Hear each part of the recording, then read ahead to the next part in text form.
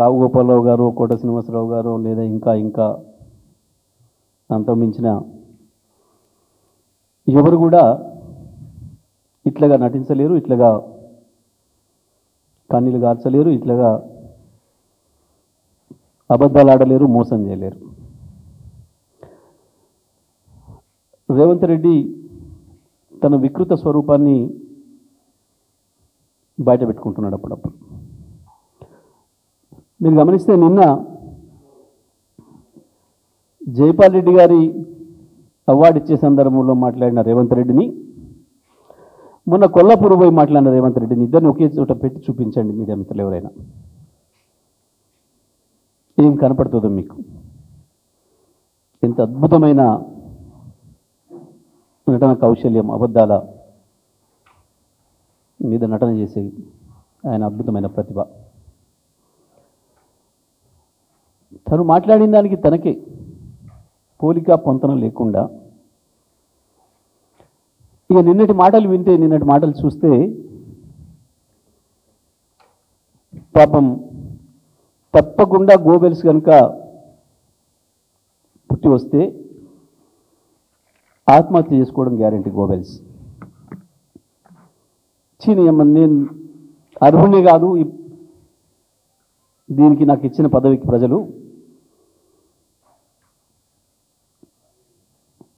100 సంవత్సరాలైనా కూడా ఇంకా ఈ ప్రపంచ ప్రజలందరూ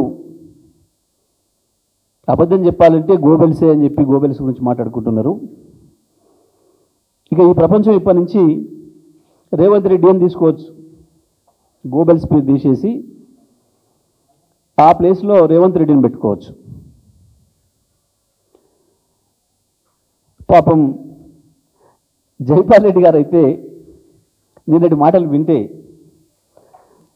ఆయనకు ఒకేసారి పాపం నవనాడులు బిగించుకపోతాయి ఆయన బతికొస్తే. కానీ ఇప్పుడు ఇవాళ అది వింటే కనుక జైపాల్ రెడ్డి గారి ఆత్మ కూడా ఆత్మహత్య చేసుకుంటుంది. జైపాల్ రెడ్డి గారి ఆత్మ కూడా ఆత్మహత్య చేసుకుంటుంది నిన్నటి రేవంత్ రెడ్డి మాటలు వింటే. రేవంత్ రెడ్డి,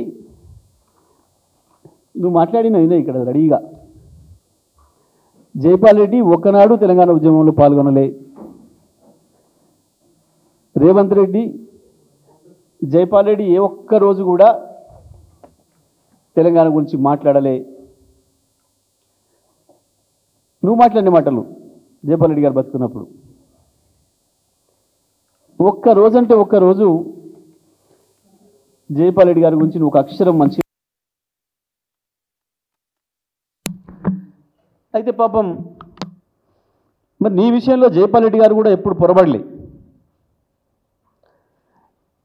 అసలు నిన్ను మనిషి కింద లెక్క పెట్టడానికే ఇష్టపడలే ఎప్పుడు జైపాల్ రెడ్డి గారు. అసలు నీ పేరు ఎవరైనా వారి ముందు ప్రస్తావిస్తే చిచి అని వదిలేసేది.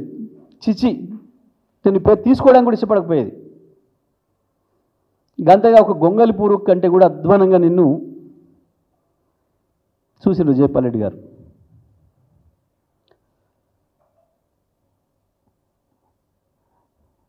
పాపం నువ్వు జైలు పోయినప్పుడు మాట్లాడండి అని చెప్పి చాలామంది రిక్వెస్ట్ చేస్తే కూడా ఇష్టపడలేవారు. ఎవరో ఒక మాట అన్న చెప్పరాదు మీరు అంటే, ఆ పెళ్ళి ముందుగా అట్లా చేస్తారా అని ఒక మాట మాట్లాడారు తప్ప జీవితంలో నిన్ను కరెక్టే అంచనా వేశారు జైపాల్ రెడ్డి గారు, నువ్వు మనిషి జాతికి చెందినవాడికి కావు అని. ఎందుకంటే నువ్వు చిమ్ముతున్న విషయం కేసీఆర్ పైన. ఏం మాట్లాడినావు కొల్లాపూర్లో? మీడియా మిత్రులు కూడా అప్పుడప్పుడు కొంచెం అమాయకంగా మమ్మల్ని అడుగుతుంటారు, ఏంది రేవంత్ రెడ్డి రమ్మంటున్నాడు కదా కేసీఆర్ గారిని, అసెంబ్లీకి రమ్మంటున్నాడు కదా, చర్చలో రమ్మంటున్నాడు కదా అని మమ్మల్ని అడుగుతుంటారు. చూసిండ్రు కదా రేవంత్ రెడ్డి వికృత స్వరూపం ఏందో, అసలు స్వరూపం ఏందో. నేను ఎందుకు రమ్మంటున్నా కేసీఆర్ను, ఆయన మాకేదో సలహాలు ఇస్తాడని కాదు, వచ్చి మా అభివృద్ధిని చూసి నా గొప్పతనాన్ని చూసి అసెంబ్లీలో నాలాంటి వెధవలు ఉన్నారని చూసి ఆయన అక్కడ ఆత్మహత్య చేసుకోవాలట. నిజమే, నీలాంటి వెధవల్ని, నీ గురువులైన వెధవల్ని అందరిని చూసి వచ్చాడు కేసీఆర్. నీలాంటి వాళ్ళని లక్షల మందిని చూసి తరిమేసే తెలంగాణ తీసుకొచ్చాడు కేసీఆర్. నిన్ను చూడడమే కాదు, నీ గొప్పతనం చూడడమే కాదు, నీకు విద్య నేర్పిన నీ గురువుల్ని.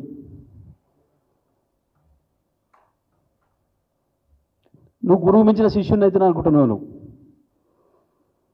కానీ కొన్ని నేర్చుకోలే. నీ గురువు నుంచి కొన్ని నేర్చుకున్నావు. నీ గురువు నీలాగా నీ వికృత స్వరూపం బయట పెట్టుకున్నట్టు కాదు, బయటికి చాలా పాలిష్డ్గా కనబడతాడు ప్రపంచానికి.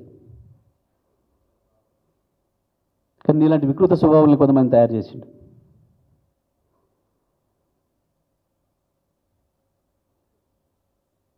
ఏం మాట్లాడినావు? ఒక్కొక్క మాట నువ్వు మాట్లాడింది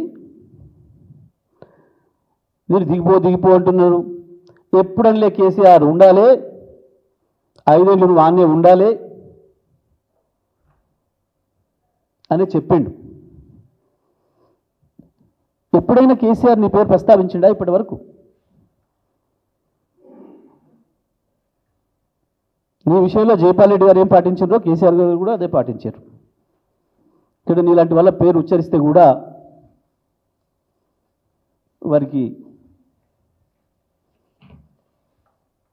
అది హోదా తగ్గిపోతుంది. జైపాల్ రెడ్డి గారు కూడా అదే చేసిండ్రు.